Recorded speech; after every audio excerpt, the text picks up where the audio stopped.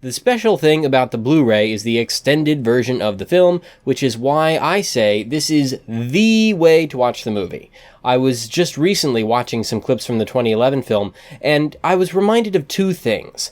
First of all, Muppets Most Wanted wasn't trying too hard to jerk my heartstrings in order to get me invested in the characters like 2011 was. It just knew that these were interesting enough characters that we could just run with the interesting part of the plot right away without trying to use tears and crying and sappy emotional nostalgia to get me hooked.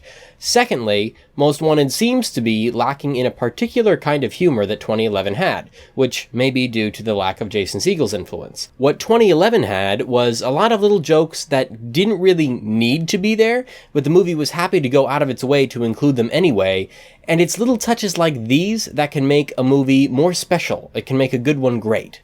For example, I noted before how Gary and Mary have the reverse of typical gender roles, and they act like it's a totally normal thing for Amy Adams' character to be the one who works on cars and fixes the electricity, while Gary is holding the ladder and doing the sewing.